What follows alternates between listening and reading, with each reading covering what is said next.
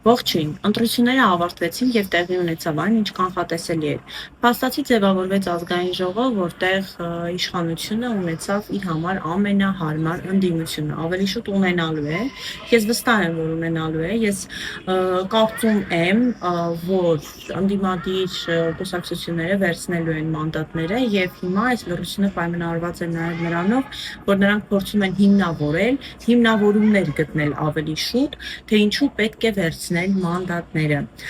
Սա նույնպես կանխատեսելի էր եւ հենց այն, որ ես արդեն բավականին ժամանակ, 1 ամիս եւ ավել քննադատում եմ ընդդիմությանը, պատճառներից մեկը այն է, որ ես գիտեմ, որ ներկա պահին ընդդիմադիր դիրքավորված խոշոր ուժերը չեն կարող անել իշխանափոխություն։ Դա ուղղակի անբնական է։ Ես երկար խոսել եմ այս մասին, մանրամասն բացատրել եմ, թե ինչու չի կարող օլիգարխը, մարդը, ով ունի բավականին մեծ կապիտալ, ունի կապվածություններ, կախվածություններ այլ երկրներից, իր կապիտալից, իր բարեկեցությունից,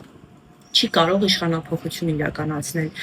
Եվս մեկ անգամ կկրկնեմ եւ ես կարծում եմ նաեւ, որ այս փուլում այս լռությունը պայմանավորված է նաեւ նրանով, որ գնում են որոշակի բանակցություններ, պայմանավորվածություն ձեռք բերելու շուրջ իշխանության հետ։ Տեսեք, մենք այսօր ունենք 3 խոշոր ընդդիմադիր ուժ, ԲՀԿ-ն այս պահի դրությամբ դեռևս հայտնի չէ կանցնի ազգային ժողով, թե չի անցնի, նույնիսկ եթե անցնի, չանցնի, առանձնապես ոչինչ չի փոխվելու, ուղղակի ԲՀԿ-ի տարբերությունը մյուս 2 ընդդիմադիր ուժերից այն է, որ ԲՀԿ-ից որևէ մեկը չէր ակնկալում իշխանափոխություն։ Հետևաբար ԲՀԿ-ն նույնիսկ եթե պայմանավորվածություն ձեռք բերի Նիկոլ Փաշինյանի հետ, առանձնապես զարմանալի չի լինի, հաշվի առնելով նաև այն հարցերը, որը ունի Գագիկ Ծառուկյանը Նիկոլ Փաշինյանի հետ, մենք գիտենք, որ Փաշինյանը նույն ընտրությունների գիշերը ժամը 2-ին հայտարարեց, որ ձերբակալելու է, կալանավորելու է Սամվել Կարապետյանին, Ռոբերտ Քոչարյանին, Գագիկ Ծառուկյանին։ Հիմա եկեք հասկանանք, թե ինչու այս մարդիկ չեն կարող իշխանափոխություն անել։ Տեսեք, Ռոբերտ Քոչյանը 2021 թվականին նորից ի հայտ եկավ, ասելով, որ նա գալիս է Նիկոլ Փաշինյանին հեռացնելու օրակարգով։ Այն ինչ տեղի ունեցավ 5 տարիների ընթացքում, մենք բոլորս տեսել ենք, կարծում եմ իմաստ չունի նորից պատմել այդ մասին, եւ մենք նաեւ շատ լավ գիտենք, որ այդ ընդդիմությանը որևէ մեկը, լավ, գուցե լինի 1-2%, ովքեր այսպես ասած նվիրալներ են, բայց մնացած ընդդիմադիրները այդ ընդդիմադիր ուժերին ձայն չեն տալիս նրա համար, որպեսզի նրանք գան իշխանության։ Այդ ընդդիմությանը, թե Սամվել Կարապետյանին, թե Ռոբերտ Քոչարյանին, ձայն են տալիս միայն այն պատճառով, որ ուզում են հեռացնել Նիկոլ Փաշինյանին։ Սա ֆիքսենք, հա, այնպես չէ, որ մենք սիրում ենք, հավատում ենք, ընդունում ենք Սամվել Կարապետյանին կամ Ռոբերտ Քոչարյանին քաղաքականության մեջ։ Ասեմ ավելի, ես ինքս իրենց ձայն չեմ տվել եւ ինքս դեմ եմ եղել նրա ձայն տալուն, ընտրողներին բացատրելով, որ պետք է փոքր ուժ անցկացնել խորհրդարան, որը կարող է լինել իրական ընդդիմություն, քանի որ այս մարդիկ չեն կարող լինել ընդդիմություն։ Հիմա եկեք հասկանանք ինչու։ Ռոբերտ Քոչարյանը ունի իր կապիտալը պահելու խնդիր։ Նույն խնդիրը ունի նաև ինչ որ չափով Սամվել Կարապետյանը, սակայն Ռուսաստանում, հա։ Այս մարդիկ եկեք շատ պարզ եւ անկեղծ խոսենք։ Այս մարդկանց ինչին է պետք իշխանափոխություն։ Այսինքն ինչն է իրենց կյանքում վատ։ Օրինակ, վերցնենք, որ ինչ որ մի օր Հայաստանում, եթե մենք մտածում ենք, որ Հայաստանի վիճակը նրանց կարող է հուզել, շատ սթափ դատենք, հա, եթե ինչ որ մի օր Հայաստանի պայմանները վատանան, չգիտեմ, Հայաստանում տարբեր տիպի իրադարձություններ լինեն, այս մարդկանց եւ իրենց ընտանիքների վրա դա ինչ ազդեցություն է ունենալու։ 0։ Քանի որ այդ մարդիկ կարող են աշխարհի յուրաքանչյուր երկրում ապրել իրենց ընտանիքների հետ շատ բարեկեցիկ, շատ հարմարավետ եւ փաստացի նրանց գոյությունը, բարեկեցությունը, կյանքի որակը որևէ կերպ կապ չունի Հայաստանի պայմանների հետ։ Իշխանափոխության ձգտել եւ իրականացնել կարող է անել այն մարդը, այն ուժը, որը ամբողջովին կապված է Հայաստանի հետ։ Այսինքն իր տունն է Հայաստանում, իր աշխատանքը, իր երեխաները, իր ամեն ինչը Հայաստանի հետ է կապված։ Սա շատ բնական է եւ շատ անբնական է ակնկալել մի ընդդիմությունից, որը ահռելի ֆինանսական միջոցներ ունի, իրականացնել իշխանափոխություն վտանգելով իր ահռելի ֆինանսական միջոցները։ Մենք ոնց ենք պատկերացնում, որ Ռոբերտ Քոչարյանը, Գագիկ Ծառուկյանը կամ Սամվել Կարապետյանը պետք է վտանգեն իրենց ամբողջ կապիտալը, իրենց ընտանիքի ապագան, իրենց բարեկեցությունը, իրենց հարմարավետությունը հանուն իշխանապողության իրենք պատրաստ են կորցնել ամեն ինչ հանուն իշխանության։ Ես չեմ կարծում, որ պատրաստ են։ Եթե պատրաստ լինեին, ապա դա արդեն տեղի ունեցած կլիներ։ Եվ երկրորդը, իշխանապողություն իրականացնելու համար շատ կարևոր է գաղափարապես նվիրված մարդկային ռեսուրս ունենալ։ Մարդկային ռեսուրս, որը ձևավորված չի փողի շուրջ։ Այսինքն այդ մարդիկ այնպես չէ, որ եկել են, դարձել են այդ թիմի անդամ, այդ կուսակցության անդամ, որովհետև ամիսը օրինակ 1-2 միլիոն դրամ աշխատավարձ են ստանում։ Մարդիկ, ովքեր կարող են իրականացնել իշխանապողություն, պատրաստ են իրենք գումարներ դնել, իրենք ռեսուրսներ դնել, իրենք իրենց ջանքերը ներդնել։ Հասկանում եք, երբ դու փողի շուրջ ես ձևավորում թիմը, դու չես կարող ակնկալել, որ այդ թիմը կվտանգի իր կյանքը, իր ազատությունը, իր բարեկեցությունը հանուն քո քաղաքական նպատակների եւ հարց է արդյոք այդ մարդիկ ունեն այդ քաղաքական նպատակները։ Ասեք, ես ինչու եմ այսքան པարզ բացատրում, որովհետեւ մենք երբեմն փորձում ենք նույն քաղաքական գործընթացներում ինչ որ բարդ սխեմաներ ման գալ, բայց մինչեւ այդ եկեք մի հատ իրականությունը նայենք այնպեսին, ինչպեսին կա։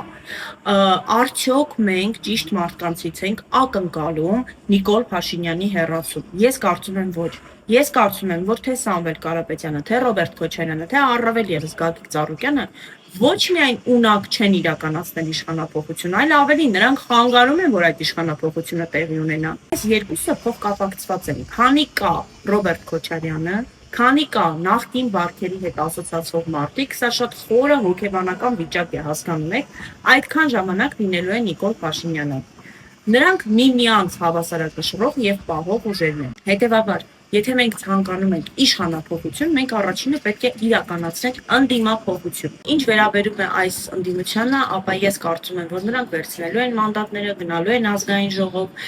հիմնավորելու են իրենց այդ քայլը նրանով, որ եթե չվերցնեն ոչինչ չի փոխվելու, կարող են նաև օրինակ բերել Վրաստանի խորհրդարանը, կարող են նաև ասել, որ իրենց ցուցակներում եղած մարդիկ բոլորը չեն հրաժարվի, կլինեն մարդիկ, ովքեր կվերցնեն։ Այստեղ նաև մի կարևոր նկատառում, իհարկե չեն կարող այդ մարդիկ իրենց ցուցակներում ունենալ վստահելի 300 կամ 200 հոգի։ Դա ուղղակի անհնար է։ Այսինքն, եթե դու մարդուն թիմ ես բերում, այդ մարդուն մոտիվացնում ես գումարով, միշտ կգտնվի ինչ որ մեկով ավելի շատ գումար եւ ավելի հետաքրքիր առաջարկներ կարող է անել։ Հետևաբար, այո, ես կարծում եմ, որ կլինեն նրանց ցուցակներում մարդիկ, ովքեր չեն հրաժարվի մանդատներից։ Ես նաև կարծում եմ, որ նրանց անցողիկ ցուցակում արդեն այդ տեղերում անցողիկ ցուցակի կլինեն մարդիկ, ովքեր ազգային ժողով մտնելուց հետո կանցնեն ԿՊ-ի կողմը, այսինքն դուրս կգան իրենց ֆրակցիայից եւ կապահովեն ԿՊ-ի համանդրական մեծամասնություն։ Ես կարծում եմ, որ այն մարդիկ, ովքեր իրոք մտածում են Հայաստանի ապագայի մասին, ում համար իրոք մեկ չէ, թե մենք այստեղ ինչպես կապրենք, այս հողում կապրենք, թե չենք կապրին, ինչ պայմաններում կապրենք, ինչպես կմեծացնենք մեր երեխաներին, ինչ պայմաններ կստեղծենք նրանց համար, այդ մարդիկ այսօրվանից պետք է աշխատեն, որպեսզի ձևավորվի իրական ընդդիմություն։ Առանց դրա չի կարող լինել իշխանապողություն։ Այն ընդդիմությունը, որը մենք ունենք, այն ընդդիմությունը, որը գնալու է ազգային ժողով, ծառայելու է Նիկոլ Փաշինյանին, համագործակցելու է Նիկոլ Փաշինյանի հետ, պայմանավորվելու է Նիկոլ Փաշինյանի հետ եւ օգնելու է Նիկոլ Փաշինյանին մնալ իշխանության այնքան ժամանակ, ինչքան որ պետք կլինի Նիկոլ Փաշինյանին։ Կա ընդհանրապես մի պարզ հարց, որը պետք է տրվի այդ ընդդիմության առաջնորդներին։ Արդյոք նրանք պատրաստ են կորցնել ամեն ինչ, իրենց ֆինանսական միջոցները, իրենց ընտանիքի բարեկեցությունը, իրենց ազատությունը, իրենց երեխաների ազատությունը հանուն իշխանապողության։ Արդյոք պատրաստ է։ Ես կարծում եմ, որ ոչ։ Եվ վերջին տարիների Սամվել Կարապետյանի մասով նաև ամիսների նրանց գործունեությունը ցույց տվեց, որ ոչ, այդ մարդիկ պատրաստ չեն եւ իրականում աշխարհում չկա էլ նման շատ քիչ են եկել կա էլ այս բանին չեմ հիշում նման դեպք, որ մարդը ամեն ինչ զոհաբերի հանուն իշխանապողության, որը ըստ էության իրեն պետք չէ, որովհետև եթե մենք շատ խորանանք, ապա կհասկանանք, որ այդ մարդկանցից որևէ մեկը որևէ լուրջ խնդիր չունի ներկա իշխանության հետ։ Իհարկե, եթե Նիկոլ Փաշինյանը մնա իշխանության, դա չի նշանակում, որ այդ մարդիկ խնդիր չեն ունենա, բայց այդ մարդիկ կարծում են, որ կարող են պայմանավորվել Նիկոլ Փաշինյանի հետ եւ վատ լավ պայմանավորվում են ինչ-որ մի ձև այս ամբողջ ընթացքում, հույս ունեմ, որ հետագայում էլ կպայմանավորվեն։ Հետևաբար